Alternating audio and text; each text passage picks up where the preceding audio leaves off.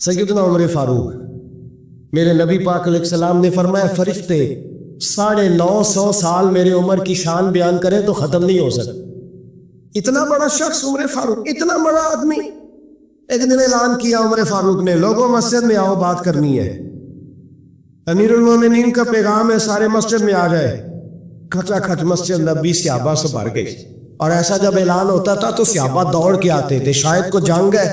شاید کسی نے حملہ کر دیا ہے، شاید کوئی نئی بات ہے، دوڑے آئے لوگ، مسجد نبی کھچا کھچ بھر گئی۔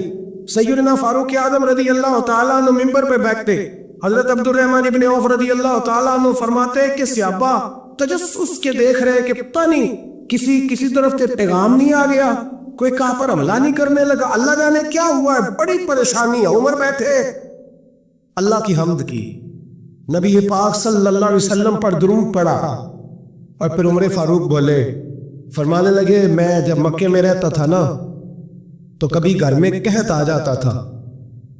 کبھی قحط آتا تھا گھر میں، بکریوں کے دودھ خشک ہو جاتے تھے، گندم نہیں ملتی تھی، پانی نہیں ہوتا تھا، تو فرمایا میری اماں مجھے خالہ کے گھر بھیج دیتی تھی،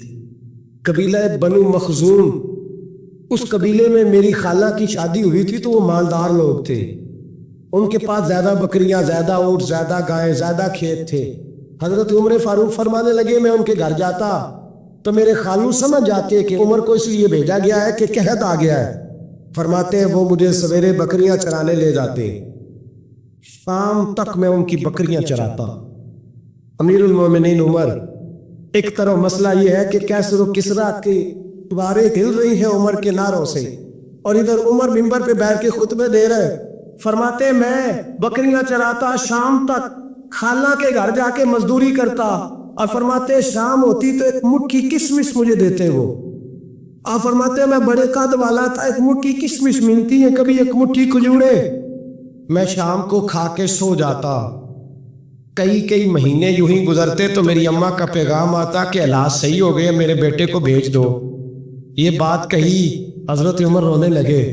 اور پھر کہنے لگے اب وہ وقت آیا ہے کہ لوگ مجھے امیر المومنین عمر کہہ کے پکارتے ہیں۔ بس یہ دو باتیں کی، عمر نے کہا چلو ظہر کا وقت ہو گیا، اذان پڑھو، اٹھو نماز پڑھے، اٹھو، اذان ہوئی، اقامت ہوئی، جناب عمر نے نماز پڑھائی، لوگ چلے گئے تو سیدنا عبد الرحمن ابن عوف تیرانہ تھا جناب عمر سے، بازو پکڑ کے کہنے لگے عمر سیانا بندہ یار تو یہ دو باتیں سنانے کے لیے اتنا مجمع اکٹھا کیا تھا، یہ دو باتیں کہنے کے لیے کہ میں خالہ کے گھر جا کے مزدوری کرتا تھا تو ایک مٹھی کشمش ملتی تھی، ایک مٹھی کھجورے، یہ کہنے کے لیے کہ میں بکریاں چرایا کرتا تھا۔ حضرت عمر فاروق رضی اللہ تعالیٰ عنہ پک ہوئے، پھر آنکھوں میں آنسو آئے، کہنے لگے عبد الرحمن آج نا مصر شام سے کچھ لوگ آئے تھے اور وہ بتا رہے تھے کہ عمر تیرا ڈنکا وہاں بھی بڑا بجتا ہے، وہ مجھے کہہ رہے تھے تیرے نام کے وہاں بھی بڑے دبدبے ہیں، بڑے تذکرے ہیں، تو میرا نفس مجھے کہہ رہا تھا عمر دیکھا تو یہاں بیٹھا ہے اور وہاں تیرے نام کا شور برا ہے، مجھے اس نے بڑا کیا ہے، تو میں نے آج مصطفیٰ کے سارے غلام اکٹھے کر کے اپنی اوقات بتا دی ہے، میں نے اپنی اوقات بتائی ہے کہ میں کچھ نہیں، کوئی چیز ہی نہیں، اسی کسی سے کچھ نہیں جے لگ دے، نہ کوئی ساڈا دردی، میں نے بتایا ہے کہ میں تو کسی کے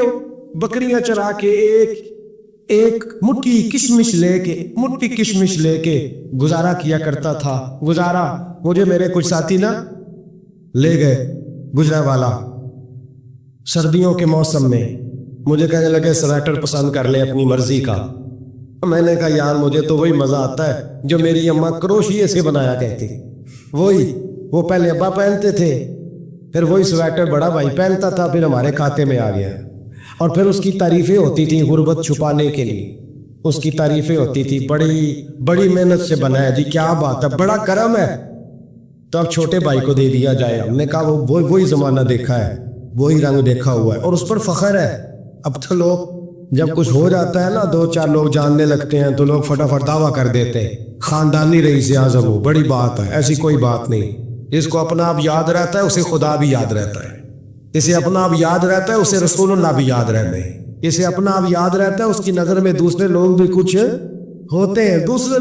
ہوتے ہیں، میں عمرے کے لیے حج کے لیے جاتا رہتا ہوں، رب مجھے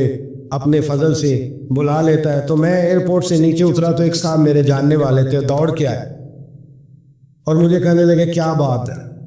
سنا ہے اس دفعہ آپ سعودی ایئر لائن سے آئے, سیدھا مدینہ شریف آئے, کیا بات ہے آپ کی؟ اور میں نے کہا صاحب چھوڑ دیں, میں بھی جب پہلی دفعہ آیا تھا تو میں بھی بڑا گھور گھور کے ایئرپورٹ دیکھتا تھا, میں نے کبھی دیکھا جو نہیں تھا, میں بڑا گھور گھور کے دیکھتا تھا, کوئی ایسی بات نہیں ہے, یہ نظام قدرت ہے, بادشاہ کے فیصلے ہیں, وہ جب چاہتا ہے جس طرح کے چاہتا ہے فیصلے فرما لیتا ہے, تو یہ اس کے فیصلوں کی بات ہے. ہم لوگ نا جس حیثیت پہ ہوتے ہیں وہیں رہ جاتے ہیں, پچھلی بات بھول جاتے ہیں, اس لیے ہم چاہتے ہیں جو بھی ہمیں ملے جھک کے ملے, جو بھی آئے, اور یہ میرا آپ کا سب کا مشترکہ معاملہ ہے. میرے نبی پاک صلی اللہ تعالی علیہ وسلم نے صحابہ سے پوچھا تمہیں بتاؤں جنت کے بادشاہ کون ہوں گے؟ جنت کے عام لوگ نہیں, جنت بولیے گا ذرا, جنت اللہ پاک,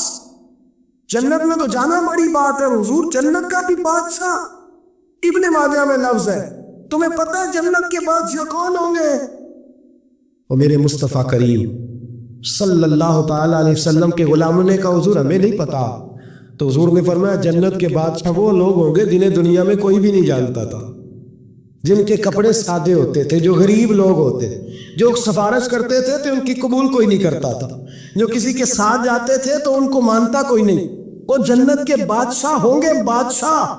اور فرمایا قیامت کے دن جب لوگ انہیں دیکھیں گے تو ان پر فخر کریں گے, رشک کریں گے, کہیں گے کیا بات ہے تمہاری, یہاں تو شوق ہی بڑا ہے.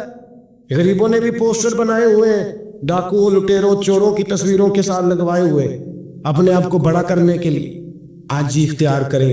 آج ہی اختیار کرے, اپنے آپ کو مٹانے کی کوشش کرے. رب کریم کے بندے آگے بڑھ بڑھ کے اپنا آپ دکھاتے نہیں, بڑا شوق ہے, پہلے فوٹو کھچا لو, باقی باتیں بعد میں ہوگی, پہلے ویڈیو بنا لو,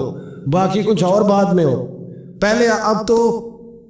پرسوں ترسوں مجھے ایک مولانا کہنے لگے کہ آپ سے میں نے, وہ یہاں جمعہ پڑھنے آتے ہیں کبھی کبھی, میرے دوست ہیں, کہتے ہیں آپ سے میں نے سنا تھا اگر کوئی نبی پاک کا فرمان ہے, اگر کوئی نذرانہ دے تو اس کو لے لو, اگر کوئی تحفہ دے تو اس کو, حضور نے فرمایا لے لو اگر تمہیں کو دیتا ہے, اپنی مرضی سے, مانگنا منع ہے, کچھ دے دے تو لے لو, ورنہ ایک وقت آئے گا تم مانگو گے تمہیں ملے گا نہیں, جب کو دے دے تو لے لو. کہنے لگے آپ نے کہا تھا کو دے دے, تو اس وقت سے میں کوئی سوٹ دیتا ہے مجھے میری مسجد کا نمازی تو میں لے لیتا ہوں, کوئی مجھے کوئی اور شے دیتا ہے تو میں آپ سے سن کے, تو اگر میری مسجد کا نمازی سوٹ پکڑاتے ساتھ فوٹو بھی کھینچے تو پھر میرے لیے کیا حکم ہے, وہ خوشبو کی ڈبی دیتے ہوئے ساتھ فوٹو بھی کھینچے, پھر میرے لیے کیا حکم. کہنے لگے رمضان میں یہ حال ہوا ہے کہ لوگ کپڑے دے رہے تھے اور فوٹو کھینچ رہے تھے, کیا چکر ہے, کہاں چلے گیا. غریب آدمی کی عزت نفس کو کچل ڈالا پکڑ کے, ایک جوڑا سال کے بعد امام کو دیا, اس کی بھی تصویر کھینچ کے فیس بک پہ دے ڈالی. اعلیٰ حضرت فاضل بریلوی رحمت اللہ تعالیٰ علیہ فرمایا کرتے تھے انشاءاللہ سارے زندگی حضور کے ترانے پڑھے ہیں, قیامت میں بھی ترانے پڑھتے ہی اٹھے. میں اپنی حیاتی تو قربان تھی ماں, محمد محمد پکیندے گزر گئی, محمد محمد پکیندے گزر گئی, احد کولو احمد ملیندے گزر گئی. تو تیاری کرے, اسباب اس کے لیے بنائیں. ہاں بخاری مسلم دیکھیے,